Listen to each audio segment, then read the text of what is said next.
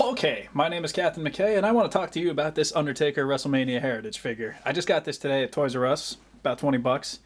I've seen this online already a bunch of times, and people seem to like this figure, so I figured, hey, I'll buy it. The reason I mostly bought it is for a video I want to do. If you remember when I did The Rock's entrance video, the custom like Titantron video I did, which is right here, I'm going to be doing one for The Undertaker, too, leading into their matching Collision whenever I put that up in the next, like, I don't know, 30 years or whatever.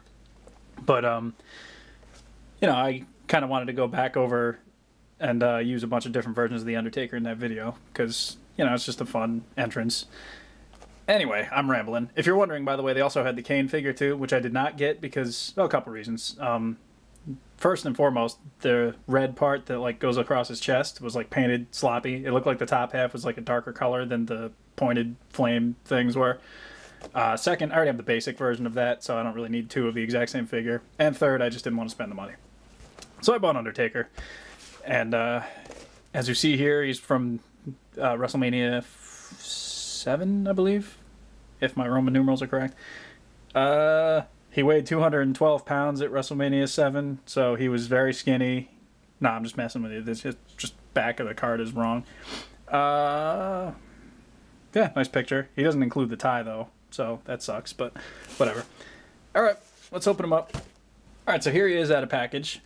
First thing I want to say is that I hate these rubber coats. I think that's like a huge step backwards from what Mattel was doing. Like the original Undertaker in this attire was the, not Defining Moments, what is that series? Entrance Greats, where he had the cloth coat and the hat and everything, and that was way better as far as the coat goes. So Mattel representatives, if you're listening, what's going on here? Like, if it's a matter of cost cutting, charge like an extra $1 or $2 per figure. I won't complain about it. I mean, everybody else will, because they'll be like, oh, Elites are $22 now, but they won't be complaining about the coats being just terrible. So I'm going to fight this coat off of this figure and come back to you with that. All right, so here he is without his coat. It was tough to get off, and I'll probably never put it back on him again. But you can see once the coat is off, the figure actually has some pretty awesome detail. The gray gloves, I think that's a first. The original version of this figure, the basic one that I mentioned before, the entrance grate, didn't have gray gloves. He had black. And, you know, the gray boot cover things that the original one had also. The top part of the shirt is like a soft rubber, which is why it kind of leaves like a... It's separated from the plastic part, so it kind of looks a little weird. But I understand why they did it, so you can get articulation and not have the sleeves be like hard plastic and get in the way. He doesn't have any tattoos, which is interesting to have an Undertaker without them. I don't recall if he had no tattoos. I want to say I thought he had a couple at this point, but I might be wrong about that. The thing that sets this one apart is the face sculpt, the head scan or molding, whatever you want to call it. It's got the really light, like almost reddish brown hair.